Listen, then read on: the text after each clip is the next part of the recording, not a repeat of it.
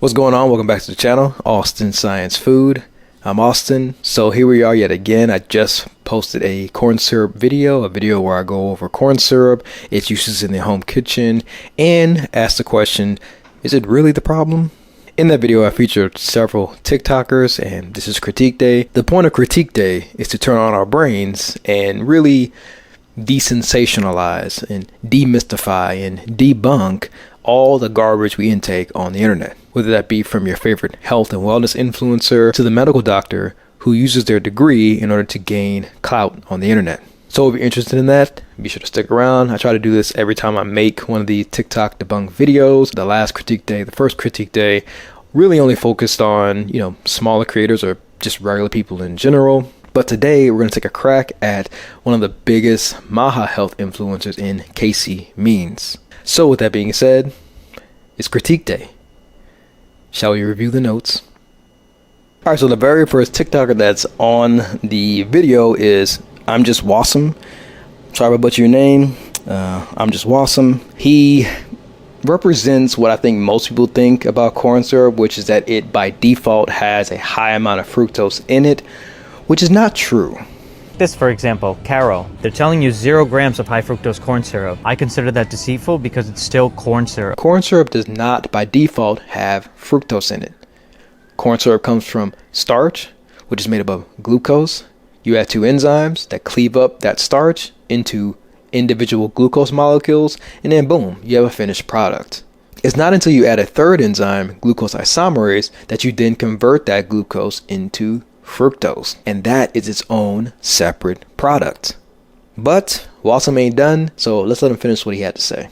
Even though it sounds better, you really have to research where the corn syrup is coming from. And I just so happen to do the research for you. This is made from genetically modified corn. So think about it, you're using a GMO product to make this. Yeah, the GMO product that he's talking about is the GMO corn from Monsanto. Again, Monsanto made a GMO corn. It's a corn that is more resilient to their pesticide, and they use it as a way to kind of corner the market of crops and corner farmers into buying their crops.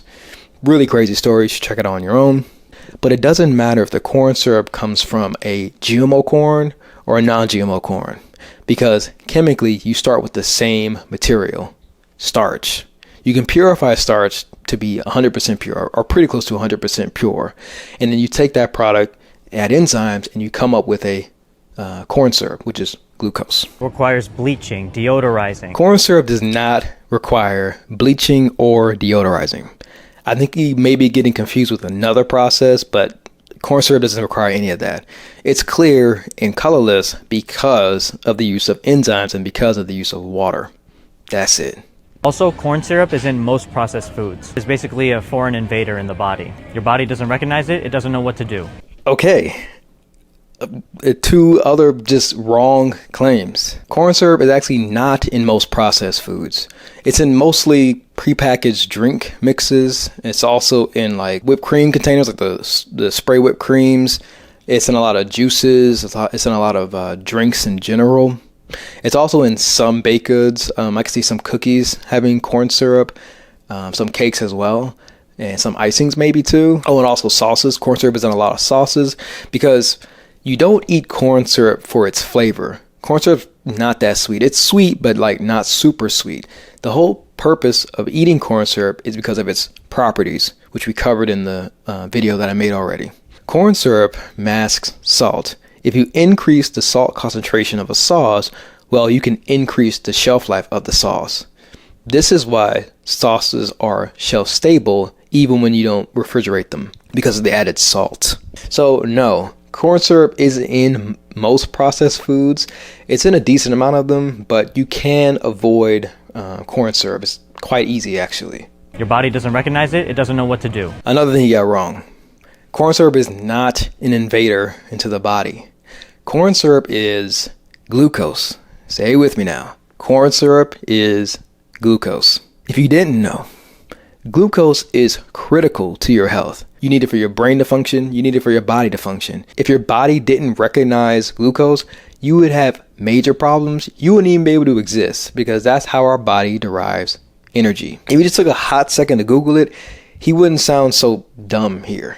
3 alternatives. organic date syrups that come from organic dates. You can also use 100% organic pure maple syrup. You can also use raw organic honey. Follow the channel for way more tips. Again, this is kind of a false equivalency because the idea is that corn syrup is sweet when it is not, because it contains no fructose. So you would not actually choose date syrup or honey or maple syrup to replace it. So anyway, this is just an example of somebody who is more interested in getting their thoughts out to the world, putting ego before evidence and just kind of, rushing their thoughts out to the world before doing any kind of research. And this whole, I don't want to call him a wellness influencer. It looks like he is, but I'm not sure. But anyway, yeah. Moving on from I'm Just Wassom.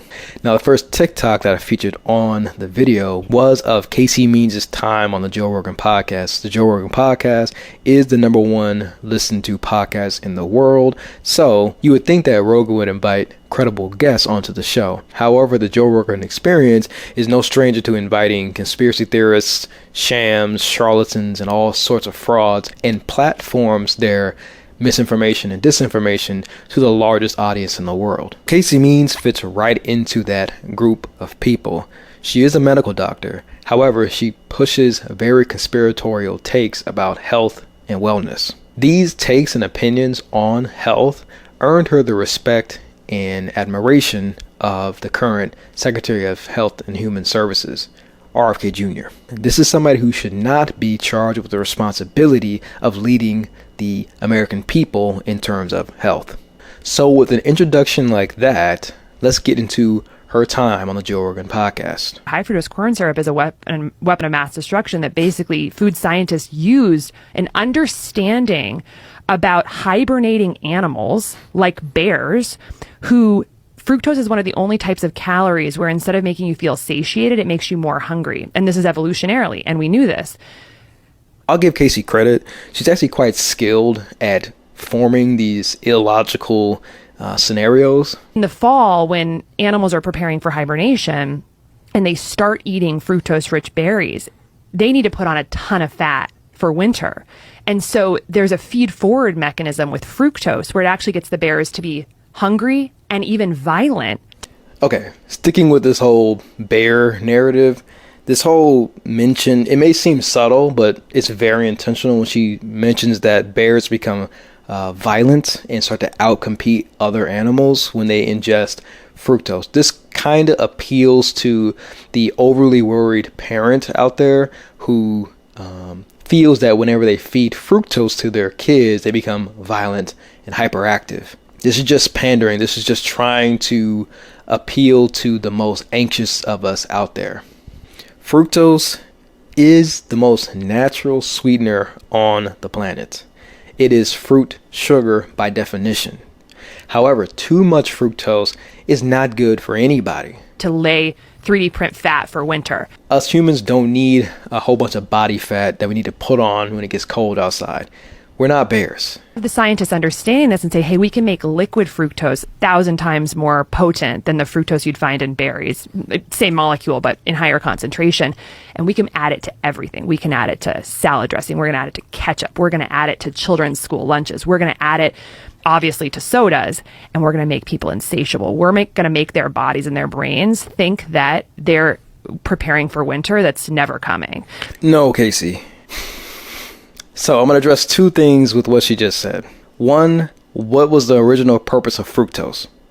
And two, why is fructose in everything? So number one, fructose, the whole purpose of it was to be an alternative sweetener to diabetics. Back in like 1915, food scientists or doctors or whoever learned that, hey, fructose does not spike blood sugar because blood sugar is a measure of glucose. So if you don't ingest glucose, well, you don't spike blood sugar. Back then, our understanding of diabetes was much simpler. We thought that, hey, if I just manage my blood sugar spikes, well, then I manage my diabetes. But it turns out it's much more complicated than that. Number two, fructose being in everything. Yes, fructose was added to a lot of food products. The reason for this is because it's cheap and it doesn't spike blood sugar. Fructose can be derived from the most popular grain in our country, which is corn. And it's done very cheaply because all you need is what, 3 enzymes: glucoamylase, amylase, and glucose isomerase, which we will get into briefly later. These 3 enzymes plus the most abundant crop in our country equals a very potent sweetener. Another bonus, another good thing about it is that fructose doesn't spike blood sugar. So there is a temptation to market it as being healthier than, say, cane sugar, which is sucrose. Another reason why it's been added to everything is because you don't have to rely on imports. You don't have to go to another country to get fructose. It's all made in-house, again, using enzymes. So for these reasons is why it's been added to everything. But we learned that adding fructose to everything has negative consequences because, of course, it does. There's such thing as too much of a good thing. And it wasn't until the early 2000s where we started being like, hey, maybe we shouldn't add fructose to everything. So nice try, Casey. I know you thought you cooked with this one, but you burnt the pot. And this is evolutionarily, and we knew this. Okay, that sounds a little cheesy, but yeah, Casey means if you are under her influence, if you are trapped in the means vortex, I hope you get out of it soon. Do not trust anything she says. You know, the optimist in me hopes that if she does get the seat as Surgeon General, she'll start taking her job seriously, and then, you know, maybe we'll wake up one day and be like, okay, I have a lot of responsibility on my shoulders. Let me try to take my job seriously. Who knows? But let's just move on. So next we have, looks like Natural Healing World. I don't know who this is, but let's listen to what she has to say about corn syrup. High fructose corn syrup is the most deadly carbohydrate on the planet. So you gotta read the ingredients to know if it's in a food or not. You're gonna find they're in breads and cakes and pastas, cookies. They're in so many food products. So that's the first thing to be aware of. Now, what it turns out, why high fructose... Minor correction, minor critique. That's not what corn syrup looks like. You know, this looks more like honey. Okay, you know, high fructose corn syrup doesn't have to have color to it. So anyway, that's just wanted to say that. Is because it bypasses your bloodstream. When you eat a high fructose corn syrup product with high fructose corn syrup in it, it's not even going into your bloodstream. It's going straight to your liver. No. Fructose does not bypass your bloodstream. The reason why you don't detect fructose in your bloodstream, and someone correct me on this if I'm wrong, is because there is no fructose meter or fructose detector that you can hook up to your body yet.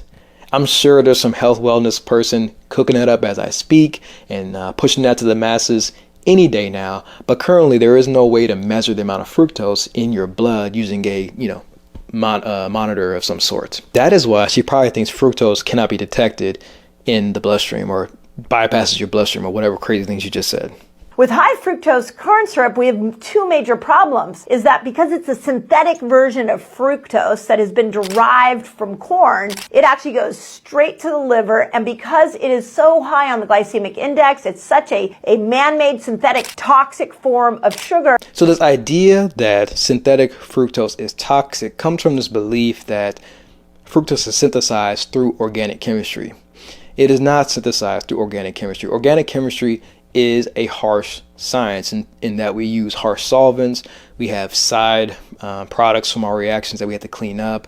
There's salt exchanges, all sorts of manner of chemistry that goes on that can introduce toxic products to our foodways. However, fortunately, fructose is not made this way. It's made through enzymes. But yeah, I would have clicked off this video after the first 5 seconds after she made that crazy claim about fructose being the deadliest carb in the world. The good thing is that it only has about 6,000 views, which is a lot of views in my book, but it didn't go viral. So it's more contained on TikTok. Okay, next we have this blonde lady from Rixa Health. Let's see what she had to say about corn syrup.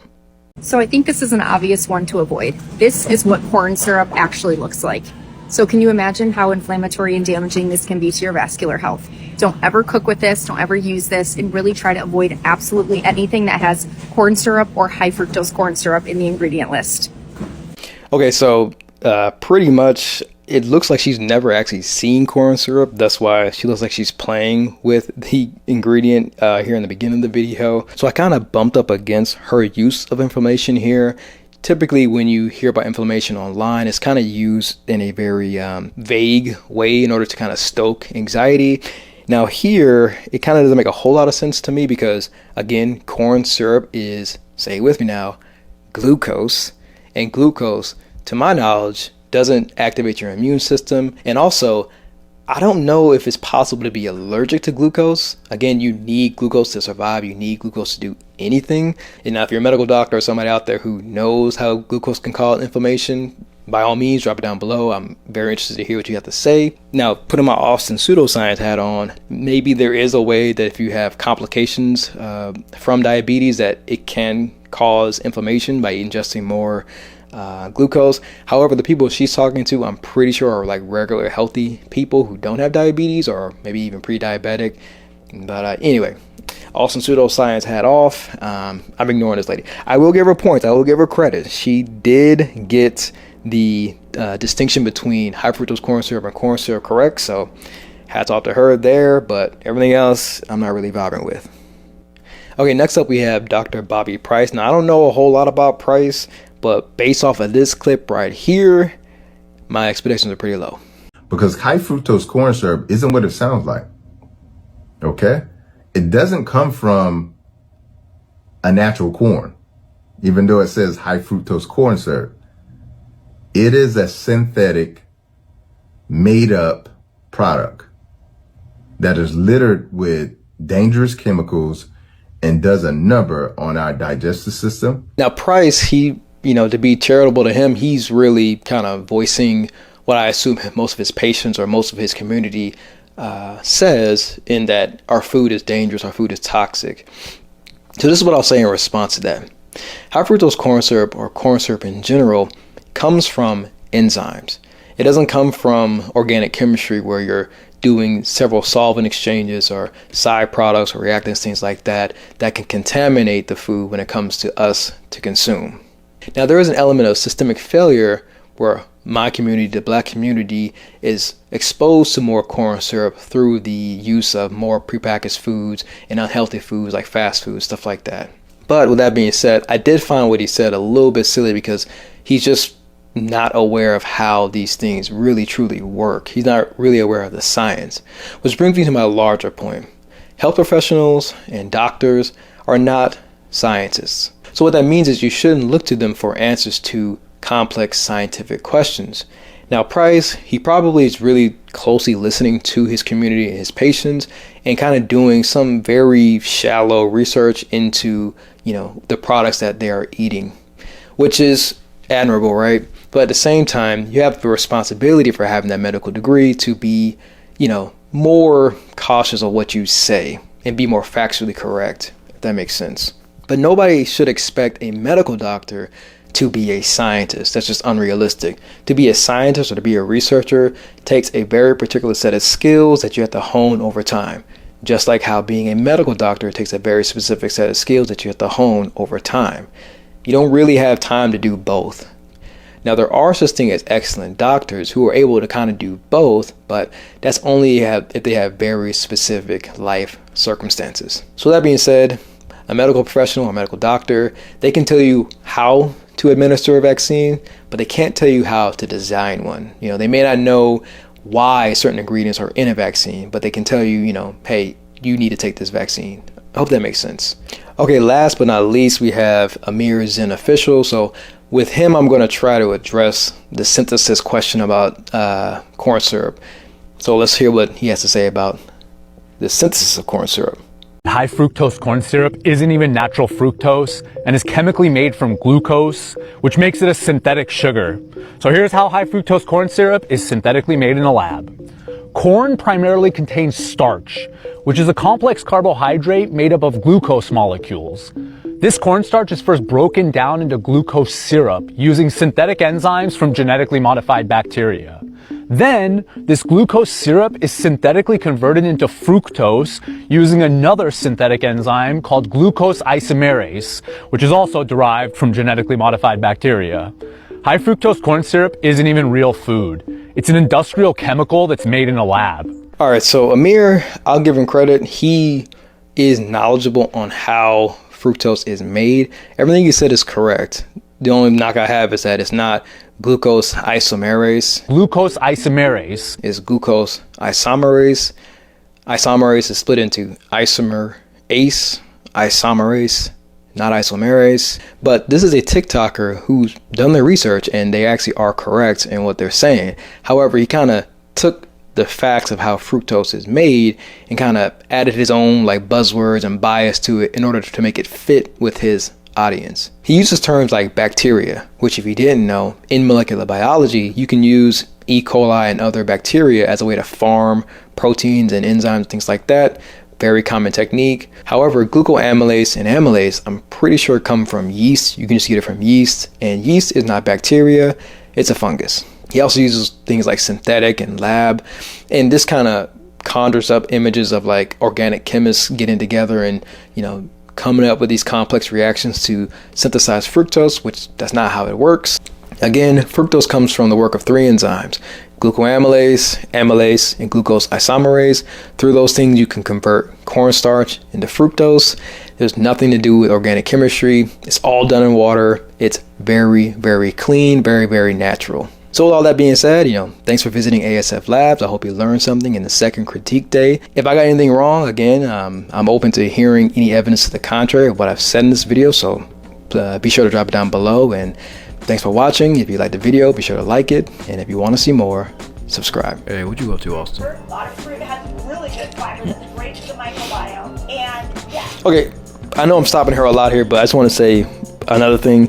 This whole obsession with the microbiome, most people, they do want good gut health. Good gut health is critical for your body, and in order to get that, it's not complicated, it's not hard. Eat things that are fiber rich, but just know you will be more regular and you might be a little gassier. I'm just saying. You don't need to rely on probiotics. You don't need to rely on health supplements, other health supplements, in order to have a healthy microbiome. You don't even need to rely on dairy. You know, you don't need to eat yogurt and all these other things in order to have a healthy microbiome.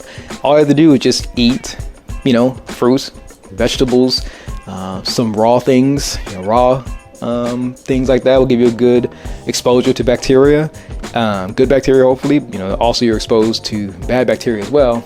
Thus why the saying, you know, it's not the steak that'll kill you, it's the salad.